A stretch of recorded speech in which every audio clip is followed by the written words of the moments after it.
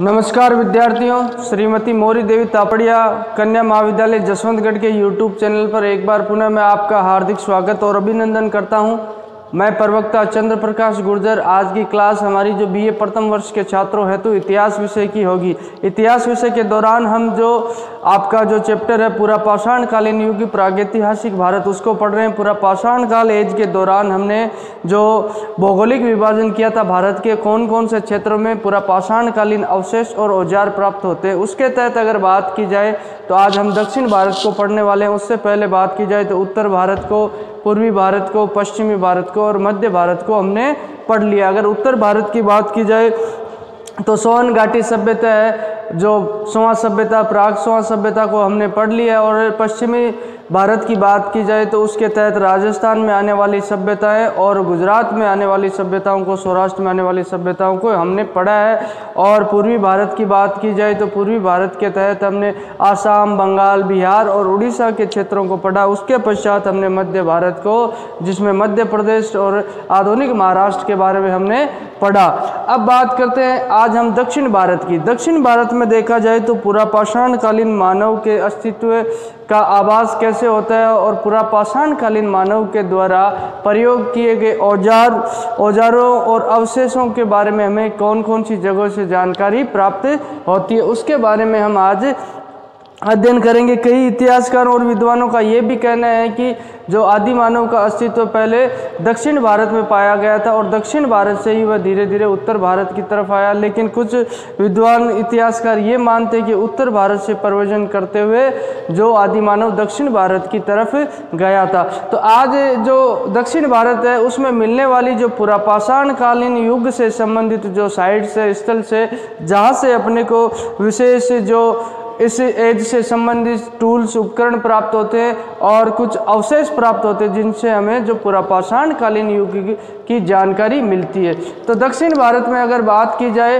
तो कर्नूल एक ऐसा क्षेत्र है जो वर्तमान आंध्र प्रदेश जो राज्य है उसमें स्थित है। सर्वप्रथम बात की जाए तो सबसे पहले दक्षिण भारत में जो पूरा पाषाण कालीन मानव के जो अवशेष और औजार प्राप्त होते हैं तो वो कहाँ से होते? कर्नूल से होते। अगर आपको पूछ लिया जाए कि पूरा पाषाण कालीन मानव के औजार, प्रयुक्त किए गए औजार और अवशेष दक्षिण भारत में सर्वप्रथम कहाँ प्राप्त होते हैं तो वो कर्नूल में प्राप्त होते हैं। और यही जो कर्नूल की गुफाएं हैं, ये कर्नूल जिला है जो आंध्र प्रदेश में, और इसकी जो गुफाएं हैं इन गुफाओं में क्या है, पशुओं के जीवाश्म मिलते हैं। हालांकि मानव के जीवाश्म पूरा पाषाण कालीन युग के दौरान अपने को प्राप्त कहीं से नहीं होते हैं। भारत की जितने भी स्थल है पूरा पाषाण कालीन स्थल, वहाँ से उसके मानव के द्वारा प्रयुक्त किए गए औजार ही प्राप्त होते हैं, न कि उन जो मानव के जीवाश्म बोले तो फॉसिल बोले तो मानव के जो हड्डियों के अवशेष है वो हमें प्राप्त नहीं होते। तो यहाँ पे जो बारहसिंगा है, हिरण है, लंगूर और गेंडे के जीवाश्म जो फॉसिल अपने को प्राप्त होते हैं। और इसमें विद्वानों के द्वारा ये अनुमान लगाया जाता है, इतिहासकारों के द्वारा, कि यहाँ कुछ उस समय पूरा पाषाण कालीन युग के दौरान यहाँ कोई बहुत ही घना जंगल, संघन जंगल रहा था और यहाँ इसके आसपास मानव का भी अस्तित्व रहा होगा, ये माना जाता है। जो कर्नूल की गुफाएं हैं वहाँ से अपने को बारहसिंगा, हिरण, लंगूर और गेंडे के जीवाश्म प्राप्त होते हैं। और ये नला मुंडा, ये भी जो आंध्र प्रदेश में एक स्थल है, जगह है, वहाँ से अपने को क्या होता है 6000 जो पेने ब्लेड्स, पेने यानी तीखे धारदार जो ब्लेड्स है पत्थर के, वो प्राप्त होते हैं। और इन ब्लेडों की विशेष खासियत क्या रहती है, इन ब्लेडों के निर्माण में जो उच्च क्वालिटी का, हाई क्वालिटी का, अगर जो स्फटिक जो पत्थर है, क्वार्टरजाइट पत्थर, हरे क्वार्टरजाइट पत्थर का प्रयोग किया जाता है। यहाँ पे हरे क्वार्टरजाइट, हरे स्फटिक का प्रयोग है जो इन ब्लेड्स को बनाने में किया जाता है। और ये भी आंकलन, अनुमान लगाया जाता है कि एक साथ इतने ब्लेड्स मिलते हैं तो यहाँ कोई न किसी वक्त, यहाँ इस युग के दौरान जरूर ही कोई पत्थर के औजार बनाने का कारखाना भी रहा होगा। अब बात करें तमिलनाडु की दूसरी साइड से जो स्थल है जहाँ से अपने को पूरा पाषाण कालीन मानव के अवशेष और औजार प्राप्त होते हैं। तो ये चित्तूर, ये जो है आंध्र प्रदेश में स्थित है। चित्तूर और कुडप्पा प्रकाशम ये जिला है, कुडप्पा और प्रकाशम ये जिला है कहाँ का, दक्षिण भारत में जो आंध्र प्रदेश है उसका जिला, उसके जिले कुडप्पा और प्रकाशम है। और चिलमुन गांव है, ये भी कर्नूल जिला है, उसमें स्थित है। यहाँ से अपने को क्या होता है, पूरा पाषाण कालीन मानव के द्वारा प्रयोज्य औजारों की प्राप्ति होती है। ये दक्षिण भारत में मिलने वाली साइट्स स्थल है जहाँ से पूरा पाषाण कालीन युग की जानकारी मिलती है। अब बात करते हैं नागार्जुन कोंडा ये आंध्र प्रदेश में, और आगे आप पढ़ोगे बौद्ध धर्म के दौरान तो आपको ये भी पता चलेगा यहाँ का जो अमरावती स्तूप है जो बौद्ध धर्म से संबंधित है वह काफ़ी प्रख्यात और विख्यात है, जो नागार्जुन कोंडा में स्थित है। यहाँ से अपने को क्या होता है, जो पत्थर के फाल बोले तो ब्लेड्स के टाइप में जो पत्थर है उसके उपकरण बने हुए मिलते हैं, और अन्य उपकरण भी जो पूरा पाषाण कालीन युग से संबंधित है वो यहाँ अपने को नागार्जुन कोंडा से प्राप्त होते हैं। अब बात करते हैं कर्नाटक में, दक्षिण भारत में ही जो कर्नाटक, ये तमिलनाडु, कर्नाटक, आंध्र प्रदेश, ये जो दक्षिण भारत के ज़िले हैं, केरल वगैरह, तो यहाँ से अपने को पूरा पाषाण कालीन मानव के अस्तित्व के बारे में जानकारी प्राप्त होती है। अगर बात की जाए कर्नाटक की, तो कर्नाटक में शिवमोगा जिला है, शिवमोगा वहाँ से, और मालप्रभा जो नदी है, मालप्रभा नदी बेसिन यानी उसके जो घाट है नदी का आसपास का एरिया है, क्षेत्र, वहाँ से अपने को पूरा पाषाण कालीन मानव के अस्तित्व का आभास होता है, और उसके अवशेष व औजार अपने को यहाँ प्राप्त होते हैं। अगर बात की जाए तमकुर जिला है, वो भी है जो आपके यहीं अपने को मिलता है, आंध्र प्रदेश में तमकुर जिला, वहाँ के जो कई जगह हैं वहाँ से अपने को इसी युग से संबंधित और जो औजार उपकरण मिलते हैं। तो बात की जाए तो कीबनहली, घाटप्रभा नदी है, अंगाबाड़ी और बागलकोट से अपने को जो पूरा पाषाण कालीन मानव के द्वारा प्रयुक्त किए गए औजार प्राप्त होते हैं। ये जो दक्षिण भारत के स्थल हैं जहाँ से अपने को पूरा पाषाण कालीन मानव के द्वारा प्रयुक्त किए गए औजार प्राप्त करते हैं।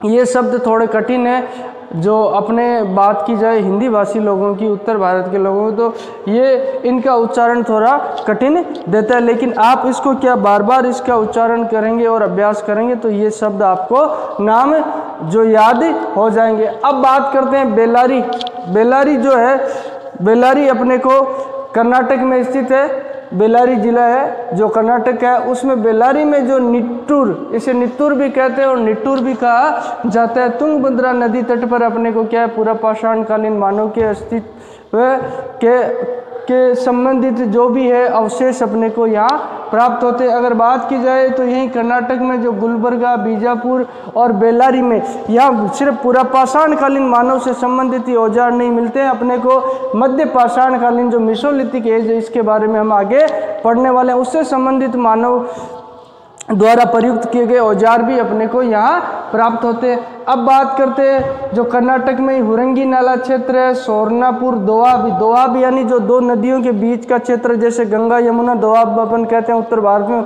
उसी तरह ये सोरनापुर नामक दोआब है जो कर्नाटक में स्थित है दक्षिण भारत में। वहाँ से अपने को पूरा पाषाण कालीन मानव के जो अस्तित्व से संबंधित जो अवशेष प्राप्त होते हैं। अब बात करें गोदावरी नदी, सभी विद्यार्थियों ने सुनी रखा होगा, जो दक्षिण भारत में स्थित गोदावरी नदी की घाटी है उसके आसपास भी अपने को पूरा पाषाण कालीन मानव के द्वारा प्रयुक्त किए गए औजार व उपकरण प्राप्त होते हैं। उसमें बात की जाए तो चिपुट और क्रोड टाइप के, चिपुट जो क्लेवर्स टाइप के हैं, जो छोटे छोटे औजार अपने को पत्थर के मिलते हैं, उसके अलावा जो क्रोड जो उन्नत किस्म के द्वारा, उन्नत टेक्नोलॉजी के द्वारा बनाए गए जो पत्थर के औजार हैं उन्हें क्रोड कहा जाता है, ये अपने को प्राप्त होते हैं।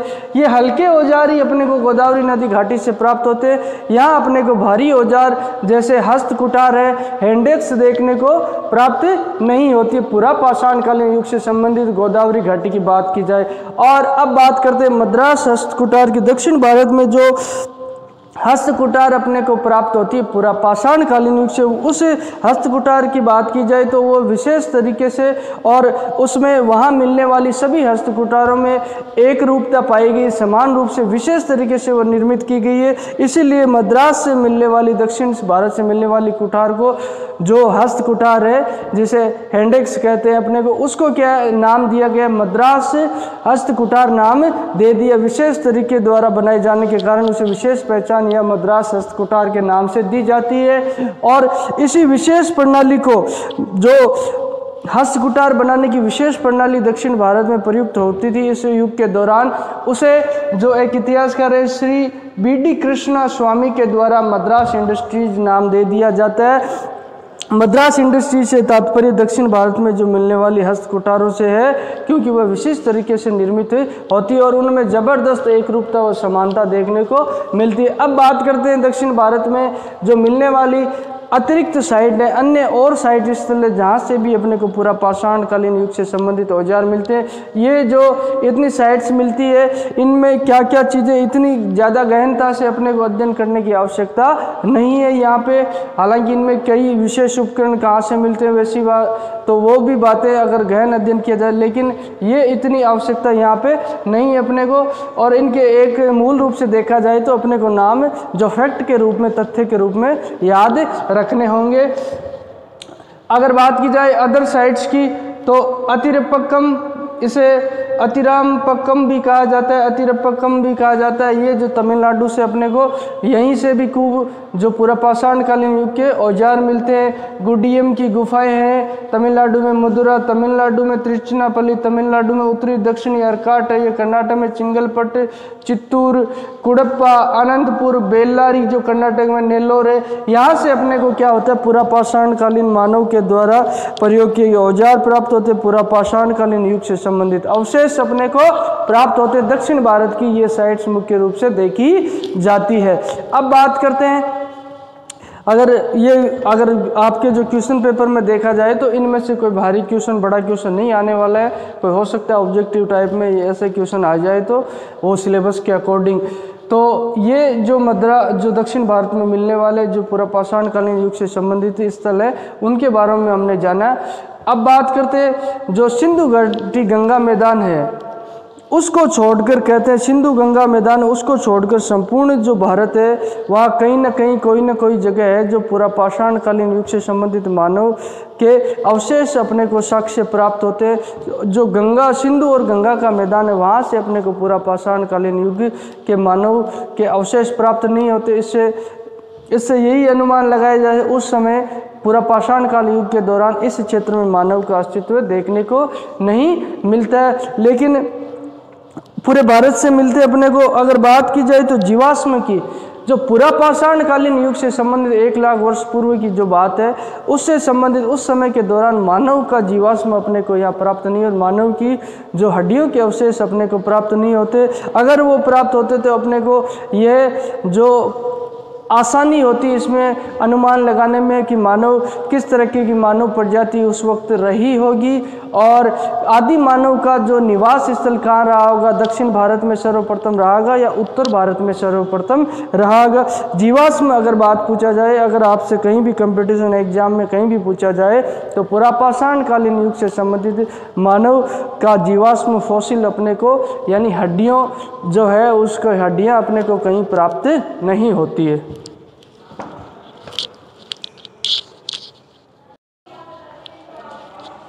तो आज हमने विद्यार्थियों मूल रूप से बात की है पूरा पाषाण कालीन युग की। जो पूरा पाषाण प्रागैतिहासिक भारत के दौरान हम जो पूरा पाषाण काल और मध्य पाषाण काल पढ़े, जिसके तहत हमने पूरा पाषाण काल है उसका जो विभाजन इतिहासकारों ने सुविधा की दृष्टि से, अध्ययन की दृष्टि से 5 भागों में किया था। उत्तर भारत, दक्षिण भारत, दिशाओं के आधार पर पूर्व और पश्चिमी और मध्य भारत में। उसके तहत आज हमने जो संपूर्ण भौगोलिक विभाजन है उनको पढ़ लिया, उनका अध्ययन कर लिया और इन भौगोलिक विभाजन में कौन कौन सी जगह से अपने को पूरा पाषाण कालीन मानव के द्वारा प्रयुक्त किए गए औजार, उसके अवशेष, साक्ष्य अपने को प्राप्त होते हैं, उसके बारे में हमने जाना है। अब आने वाली क्लास में हम बात की जाए तो आने वाली क्लास में हम पूरा पाषाण कालीन मानव के जीवन के बारे में हम जानेंगे, किस तरीके से उसका रहन सहन था, किस तरीके से उसका खान पान था, कहाँ वह रहता था और उसके द्वारा क्या क्या प्रतिक्रियाएं जो क्रियाएं की गई उसके बारे में हम जानेंगे। तो ये दक्षिण भारत के संपूर्ण वो स्थान है, साइट्स है जहाँ से अपने को पूरा पाषाण से संबंधित मानव के जो अवशेष प्राप्त होते हैं। इसमें मुख्यतः अगर देखा जाए तो तमिलनाडु राज्य से, अपने को कर्नाटक राज्य से और बात की तो आंध्र प्रदेश से अपने को जो पूरा पाषाण कालीन मानव के द्वारा प्रयुक्त किए गए औजार प्राप्त होते हैं इन स्थलों से। और पुरापाषाण कालीन मानव का जो जीवाश्म है वह अपने को कहीं प्राप्त नहीं होता है। सिर्फ पूरे संपूर्ण भारत की बात की जाए तो संपूर्ण भारत में सिंधु और गंगा के मैदान को छोड़कर बाकी सभी जगह से अपने को पुरापाषाण कालीन मानव द्वारा प्रयुक्त किए गए औजार भी मिलते हैं। उस युग से संबंधित जो मानव के अवशेष भी अपने को प्राप्त होते हैं, लेकिन जीवाश्म अपने को कहीं प्राप्त नहीं होता है मानव का। और यहाँ अगर मुख्यतः इसमें देखी जाए तो ये जगह, इस जगह को आप कर्नूल को विशेषकर ध्यान रखें, क्योंकि कर्नूल ऐसी जहाँ से सर्वप्रथम जो दक्षिण भारत में पुरापाषाण कालीन मानव द्वारा प्रयुक्त किए गए औजार अपने को यहीं से प्राप्त होते हैं। और यहाँ की गुफाओं में से जो पशुओं के जीवाश्म है उसमें जो हिरन की बात करते हैं, अपन गेंडे की बात करते हैं, और जो लंगूर और बारहसिंगे को आप जानते होंगे, तो इनके जो जीवाश्म अपने को प्राप्त होते हैं। इसके बारे में आप थोड़ा ध्यान रखिएगा। तो बोलिए, यहाँ तक आपको कोई चीज़ समझ में नहीं आई हो या कुछ पूछना हो तो आप निसंकोच पूछ सकते हो। आज की क्लास में बस हम इतना ही पढ़ेंगे, और आने वाली क्लास में जो हमारी क्लास होगी, आगे की क्लास, उसमें पुरापाषाण कालीन मानव के रहन सहन के बारे में और उसकी संस्कृति के बारे में हम पढ़ेंगे। तो आज के लिए बस इतना ही। बहुत बहुत धन्यवाद।